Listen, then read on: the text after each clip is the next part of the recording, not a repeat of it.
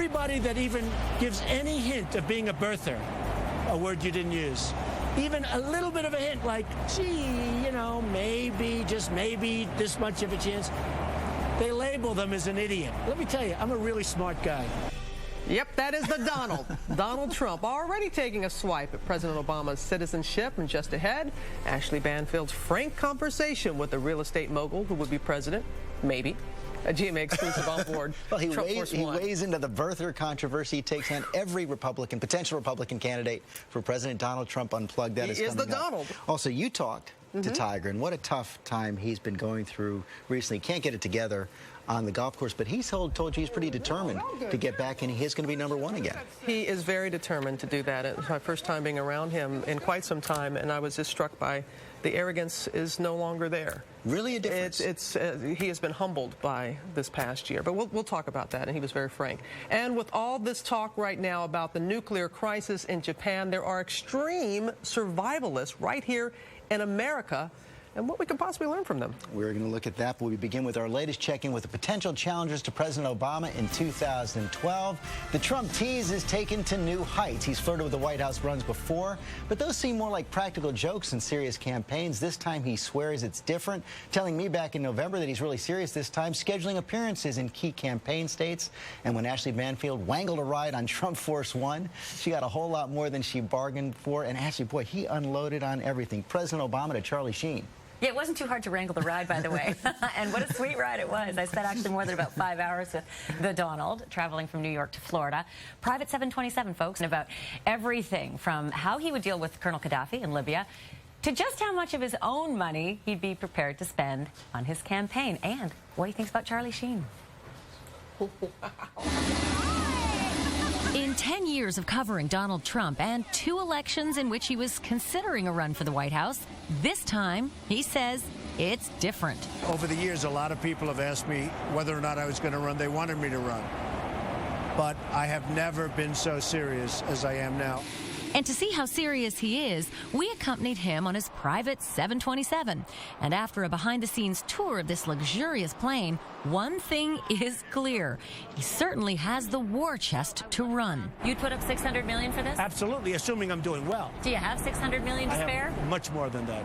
Part of the beauty of me is that I'm very rich. So if I need $600 million, I can put up $600 million myself. That's a huge advantage.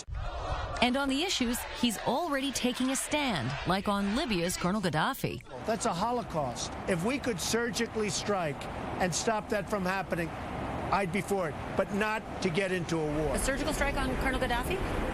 On Colonel Gaddafi. On piracy off the African coast. The country has never been so weak. I mean, even a thing like the pirates, they're nothing.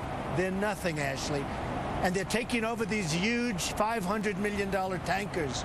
Give me an admiral and a couple of ships. I would wipe them out of the sea so fast. He says this country's biggest problem is other countries like China, Saudi Arabia, and North Korea, and how they affect our economy. It's very interesting. While we spend billions of dollars a week on being the policeman for the world, China's spending billions of dollars a day on taking over the world economically. That's not a good formula for us. And to that controversial question, does he believe the president was born in the USA? Everybody that even gives any hint of being a birther, a word you didn't use, even a little bit of a hint like, gee, you know, maybe, just maybe this much of a chance, they label them as an idiot. Let me tell you, I'm a really smart guy. I was a really good student at the best school in the country. The reason I have a little doubt, just a little, is because he grew up and nobody knew him. When you interview people, if I ever got the nomination, if I ever decide to run, you may go back and interview people from my kindergarten. They'll remember me. Nobody ever comes forward. Nobody knows who he is until later in his life. It's very strange. The whole thing is very strange. So we ran through the list of possible Republican contenders, and in true Trump fashion, he didn't mince words. Mitt Romney. Well, he doesn't seem to resonate. Tim Pawlenty. I don't think he's going to captivate the voters. Jon Huntsman. When you work for somebody else, as he has worked for Barack Obama, you don't then leave and run against that person. it's very disloyal. Mike Huckabee. I really like him. He's the kind of a guy that maybe could really get some votes. Sarah Palin. She did fine as the governor. I think personally she made a tragic mistake when she left early. I think she's more qualified than Barack Obama was when he became president. Newt Gingrich. You know why I like Gingrich? He just joined my club in Washington. I'm very happy. They're all good men, but you need somebody that's going to beat Barack Obama. You need somebody that's going to knock out Obamacare. And what about other leaders in the Republican Party, like Speaker John Boehner? I don't like the crying. I've spent my whole life chasing the American dream. I do not like it.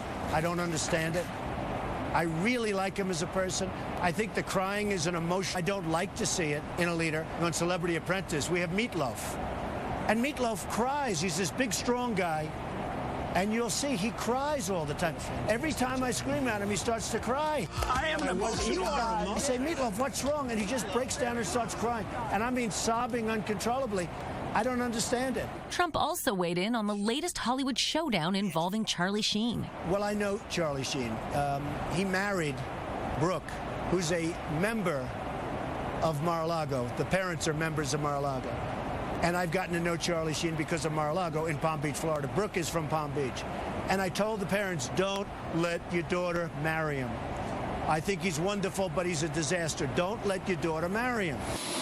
And after we landed in Palm Beach, Trump invited us for a rare look at his private club Mar-a-Lago, where just about everything appears to be lined with gold. How does Melania feel about this idea of you running? She loves this country, and she feels that it's doing very poorly, and it's not going to do much better if it does better at all. And I think she might put that ahead of her personal feeling. Would she like to remain just private? She's a very private person, I think so. But I think she puts the country first. So would you redecorate the Oval Office? It would not be a priority, believe me. My priority is to redecorate the United States. In other words, to get it going again, because that's what we need. I mean, we need roads, we need infrastructure, we need things like other countries are doing with our money.